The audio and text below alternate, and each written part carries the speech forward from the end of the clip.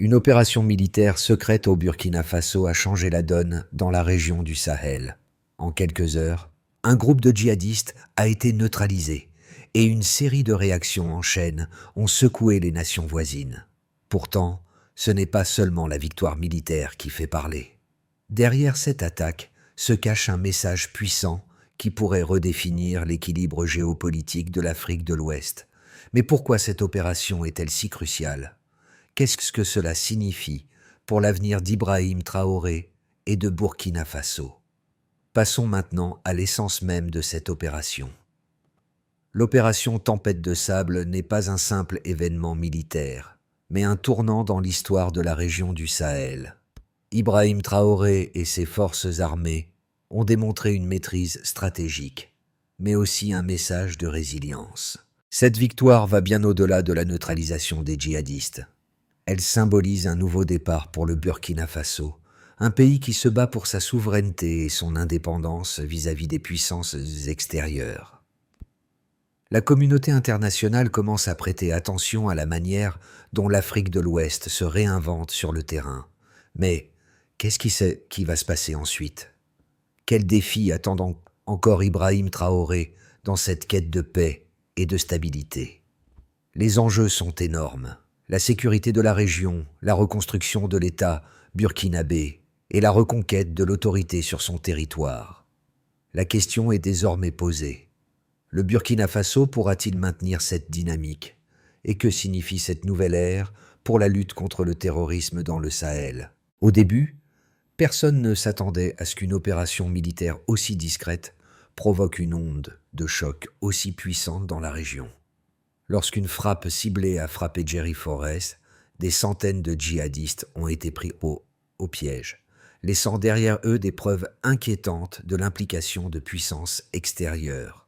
En quelques heures, 41 djihadistes ont été neutralisés, tandis que les forces spéciales du Burkina Faso ont saisi qu'un fusil et détruit des équipements de communication sophistiqués.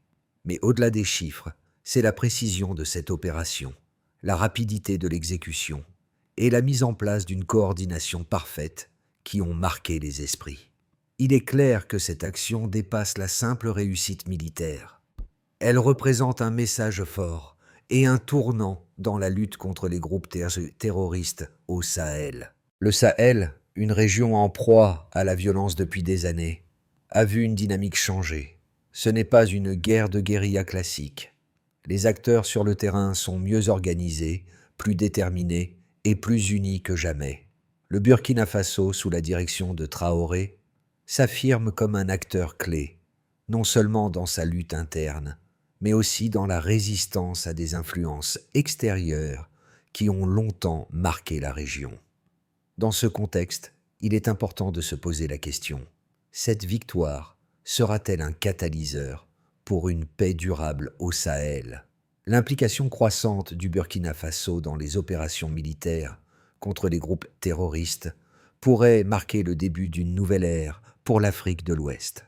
Toutefois, le chemin est encore semé d'embûches. Si le pays réussit à maintenir cette dynamique, il devra faire face à des défis internes et externes bien plus complexes. Les regards du monde entier sont désormais tournés vers le Sahel.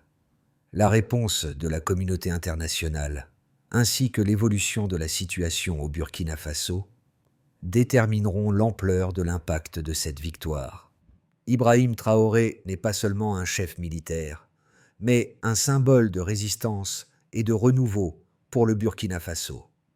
Dès sa prise de pouvoir, il a su rassembler ses forces armées et la population autour d'un objectif commun: la reconquête de la souveraineté du pays et la lutte contre le terrorisme. Sa gestion stratégique de la situation, en particulier l'opération Tempête de Sable, montre un leadership affirmé, capable de prendre des décisions audacieuses pour protéger son peuple et restaurer l'ordre. Traoré incarne cette nouvelle génération de leaders africains qui refusent la dépendance à l'égard des puissances étrangères et qui prônent une Afrique capable de se défendre seule. Mais cette opération ne se résume pas uniquement à une victoire militaire. Elle a aussi un impact profond sur la société burkinabé. Dans les jours qui ont suivi l'assaut, une atmosphère de fierté et d'espoir a envahi le pays. La population a vu en cette action un symbole de la résilience et de la détermination du peuple burkinabé à reprendre le contrôle de son avenir. Le soutien populaire à Ibrahim Traoré s'est renforcé, car il a démontré que le Burkina Faso pouvait être un acteur indépendant de la scène géopolitique régionale. Cependant, l'ampleur de la tâche qui l'attend reste considérable. Traoré devra naviguer entre les pressions internes et externes, gérer les attentes de son peuple tout en affrontant la menace continue des groupes djihadistes. Pour réussir, il devra non seulement maintenir l'unité nationale, mais aussi s'assurer que la région du Sahel ne retombe pas dans un cycle de violence et d'instabilité. Sa capacité à garder l'équilibre sera cruciale pour l'avenir du Burkina Faso et du Sahel tout entier.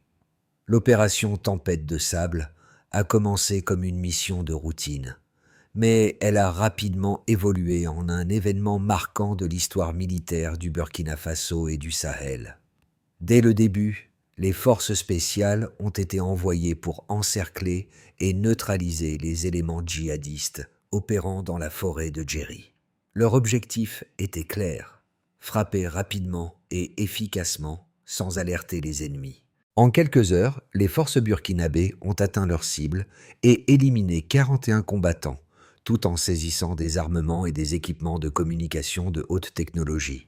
Mais cette frappe décisive n'était que la première étape d'un plan plus vaste. Une fois l'opération terminée, les soldats ont commencé à ratisser la forêt pour récupérer les preuves qui pourraient révéler des liens avec des groupes terroristes plus vastes, potentiellement financés et soutenus par des puissances étrangères. Ce fut une prise de conscience. La guerre contre le terrorisme ne se limite pas à combattre des militants locaux, mais implique aussi des enjeux géopolitiques plus larges. Les informations récupérées sur place ont révélé des connexions avec des groupes actifs dans d'autres régions du Sahel, mettant en lumière l'ampleur de la menace. Cette découverte a renforcé la détermination du Burkina Faso à mener une guerre plus ciblée et coordonnée contre les djihadistes. La frappe contre Djeri Forest a eu un effet d'entraînement sur toute la région. À mesure que les nouvelles de la réussite de l'opération se répandaient, les groupes terroristes ont commencé à revoir leur stratégie. Le Mali, le Niger et d'autres pays voisins ont intensifié leurs efforts pour soutenir le Burkina Faso dans sa lutte contre le terrorisme.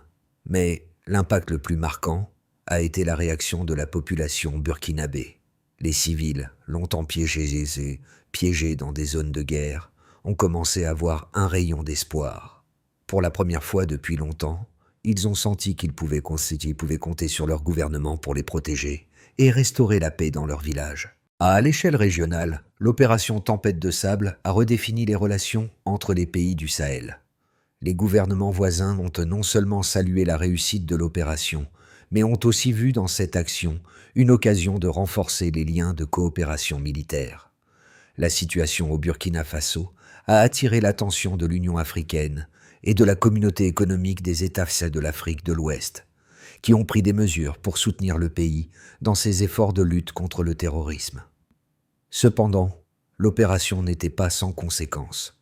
Le soutien de puissances étrangères, comme la Russie, a été mis en lumière, alimentant les débats sur l'influence extérieure dans la région et l'indépendance du Burkina Faso dans ses décisions stratégiques. Les premières étapes de l'après-opération ont été axées sur le nettoyage de la région et la mise en place de nouvelles structures de sécurité. Cependant, malgré le succès initial, les défis étaient loin d'être terminés. La menace djihadiste, bien que frappée par cette opération, restait présente, prête à réagir à toute nouvelle tentative d'affaiblissement de son influence. Ibrahim Traoré, conscient des obstacles à venir, a commencé à préparer le terrain pour une série d'initiatives diplomatiques et militaires visant à renforcer la stabilité à long terme dans le Sahel. Ce processus serait complexe, nécessitant à la fois des efforts militaires et politiques pour créer un environnement propice à la paix durable.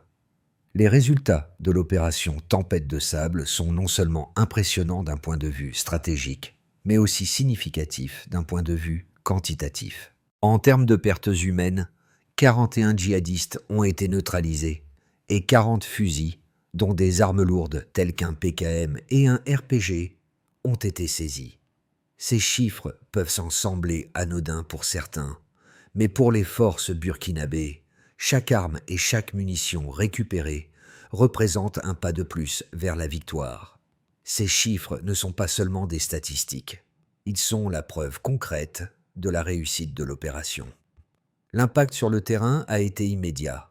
Une réduction notable de la capacité des groupes terroristes à opérer dans la région, avec la destruction de leurs moyens de communication et de transport. Les chiffres de l'opération vont au-delà des simples pertes matérielles. Ils révèlent une stratégie de lutte qui a pris en compte les spécificités du terrain et les capacités des forces spéciales du Burkina Faso. Chaque phase de l'opération a été minutieusement chronométrée. Le temps de réaction a été d'une efficacité redoutable. L'ensemble de l'attaque a duré moins de 6 heures. Une rapidité qui a permis aux forces burkinabées de déstabiliser complètement les djihadistes avant qu'ils n'aient le temps de riposter efficacement. Cette efficacité a également été observée dans l'utilisation des drones, qui ont permis de localiser et de suivre les mouvements ennemis avec une précision sans précédent.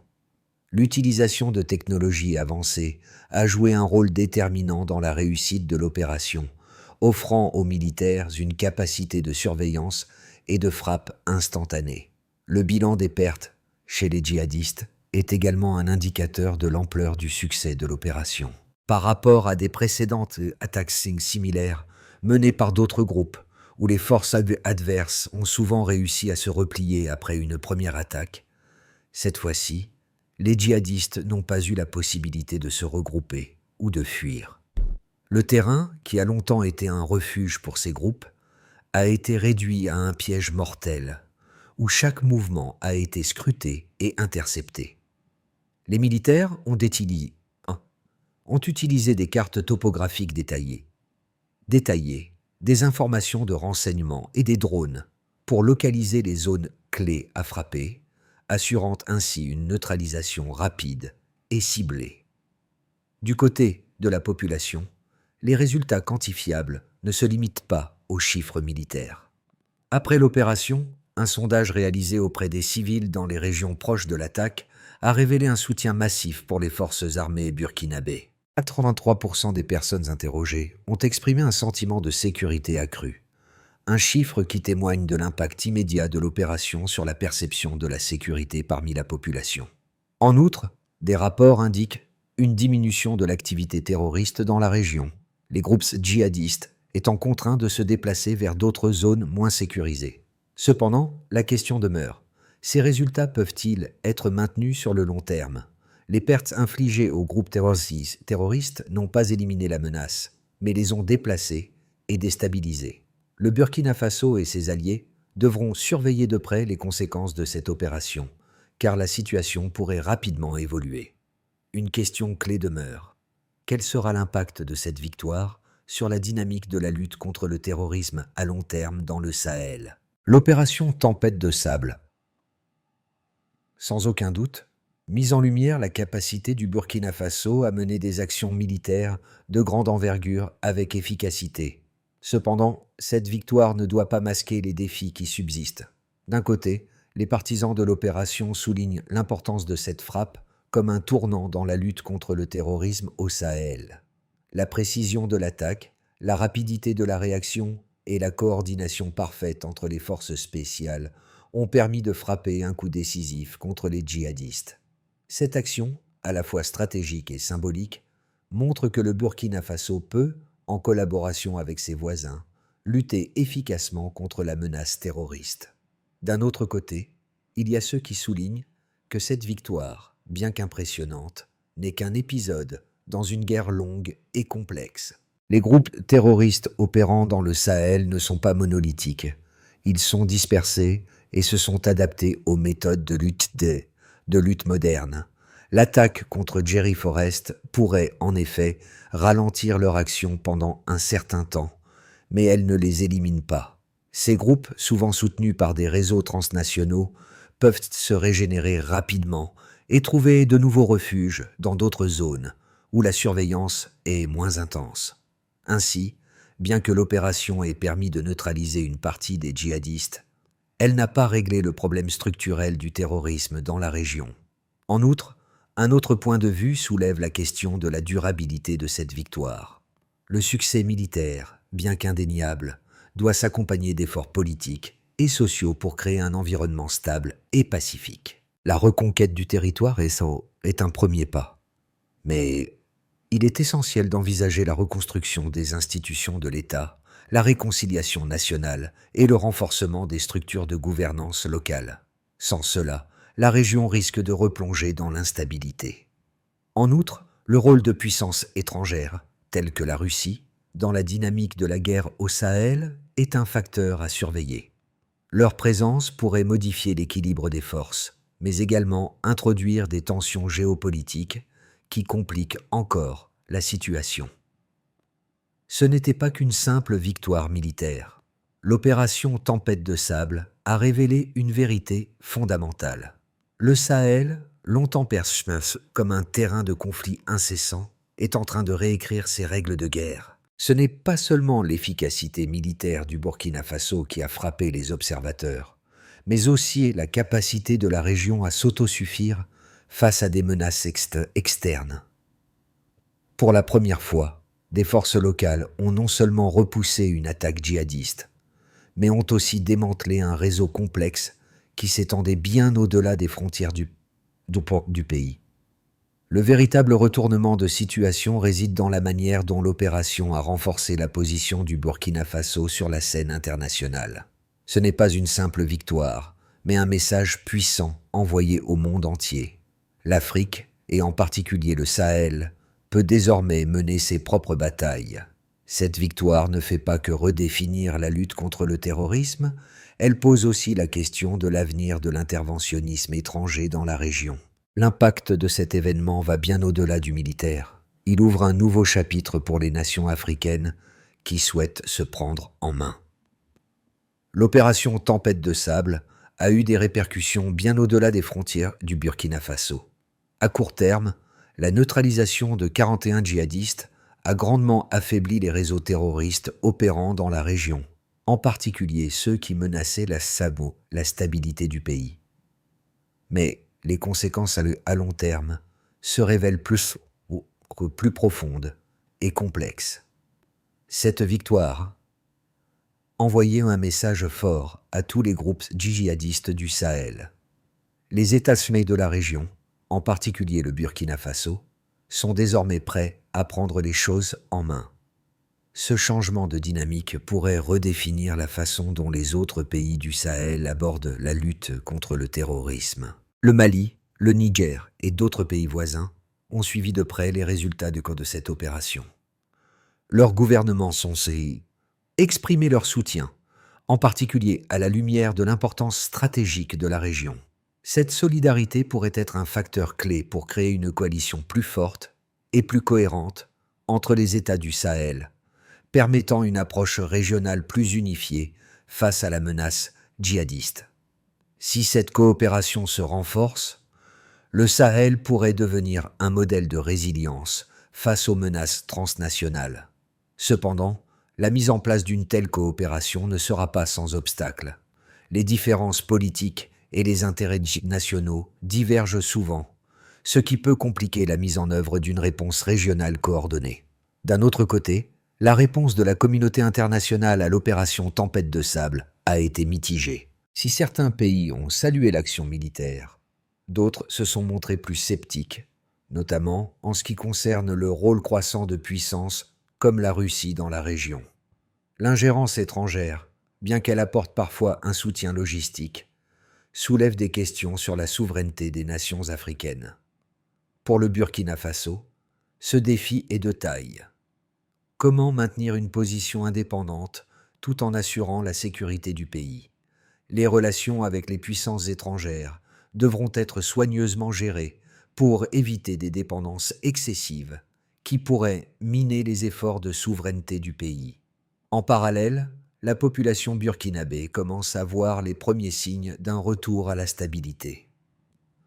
Les régions proches de Djeri Forest, où l'opération a eu lieu, connaissent une baisse significative des violences. Les civils, autrefois sous la domination des groupes djihadistes, commencent à regagner confiance en leur gouvernement.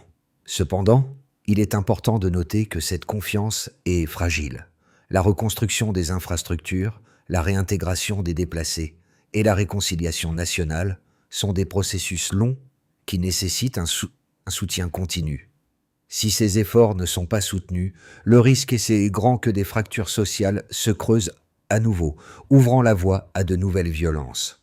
Dans cette dynamique, l'avenir du Burkina Faso, et plus largement du Sahel, dépendra de la capacité des leaders à maintenir l'unité nationale tout en répondant aux défis économiques, sociaux et sécuritaires. L'opération Tempête de sable a été un pas important, mais la route vers une paix durable reste semée d'embûches. Le succès de l'opération pourrait très bien devenir un catalyseur pour des réformes profondes, mais seulement si les leçons tirées de cette victoire sont appliquées avec sagesse et persévérance. À l'horizon des 6 à 12 prochains mois, plusieurs scénarios sont possibles pour le Burkina Faso et la région du Sahel, chacun ayant des implications profondes sur la sécurité et la stabilité à long terme. Commençons par le scénario de base, qui envisage une stabilité relative et une coopération régionale renforcée. Le scénario de base envisage une situation où le Burkina Faso réussit à maintenir sa position de force après l'opération Tempête de sable. Les forces armées continuent de repousser les groupes terroristes et la coopération régionale se renforce. Le Mali, le Niger et d'autres pays du Sahel unissent leurs efforts sous la direction de la CEDEAO et d'autres partenaires africains. La lutte contre le terrorisme devient un effort régional coordonné, avec des échanges de renseignements, des formations conjointes et des opérations militaires synchronisées.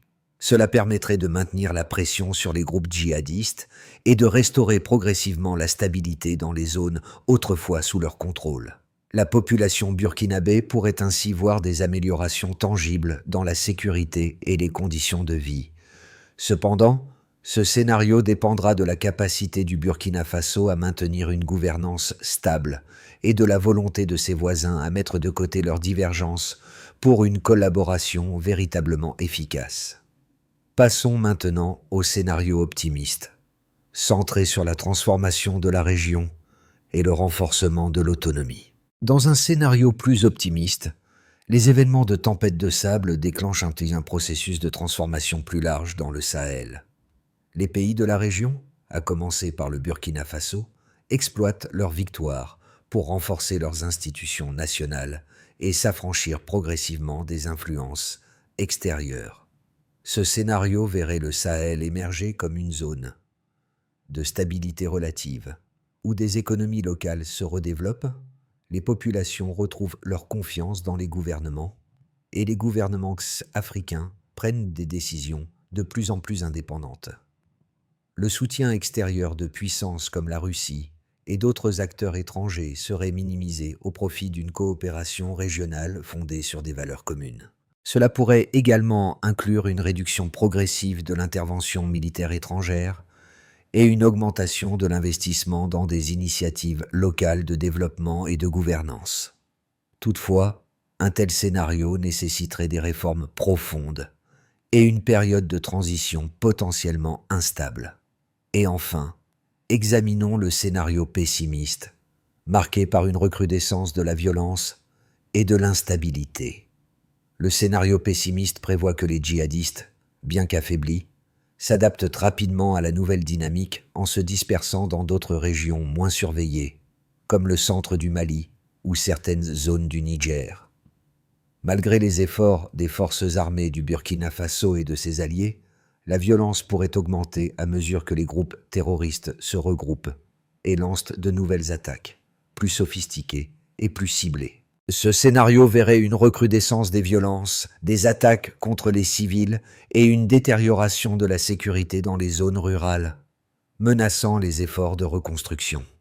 Les pressions politiques internes, telles que des divisions au sein du gouvernement burkinabé, ou des frustrations parmi la population en raison d'un manque de progrès économique pourraient également entraîner une déstabilisation. Si la communauté internationale ne soutient pas suffisamment le Burkina Faso et ses voisins, la situation pourrait rapidement devenir ingérable, entraînant une nouvelle crise régionale. Chacun de ces scénarios comporte ses propres défis, et bien que le Burkina Faso ait fait un grand pas vers la stabilisation de la région, l'avenir reste incertain. Les mois à venir seront cruciaux pour déterminer quel chemin le Sahel suivra, et l'engagement des leaders locaux et des partenaires internationaux sera essentiel pour façonner l'avenir de cette région vitale. Les répercussions de l'opération Tempête de sable ne se limitent pas uniquement aux enjeux militaires ou géopolitiques. Elles touchent également chaque individu vivant dans la région du Sahel. Ce n'est pas seulement une victoire pour l'État burkinabé, mais pour les communautés locales qui ont longtemps souffert de l'instabilité. La question qui se pose maintenant est la suivante. Qu'est-ce que cela signifie pour les habitants de ces régions? Qu'est-ce que cela change dans leur quotidien? Pour les civils vivant dans les zones qui étaient sous contrôle des djihadistes, cette opération représente bien plus qu'une simple victoire militaire. C'est un retour à une vie normale, une chance de retrouver l'espoir. Les marchés rouvrent, les écoles sont reconstruites, et les routes, longtemps bloquées par la violence, commencent à être rétablies. Mais la guerre contre le terrorisme ne se gagne pas uniquement avec des armes. Elle se gagne en offrant des opportunités économiques, sociales et éducatives aux populations. C'est à ce niveau que le véritable défi réside pour le Burkina Faso. Comment transformer cette victoire militaire en progrès concret pour ses citoyens? D'autre part, les pays voisins, tout comme la communauté internationale, doivent comprendre que l'avenir du Sahel ne peut être conditionné uniquement par la réponse militaire. Il est crucial que les efforts de reconstruction et de réconciliation nationale soient prioritaires. L'engagement des jeunes dans des projets de développement local, l'intégration des anciens combattants dans la société et la réinsertion des déplacés sont des étapes essentielles pour éviter un retour à la violence. Pour les générations futures, cela pourrait être l'opportunité de redéfinir leur avenir, loin des conflits qui ont marqué leur vie. L'opération Tempête de sable a ouvert une porte vers l'espoir, mais elle n'est que le début d'une longue marche.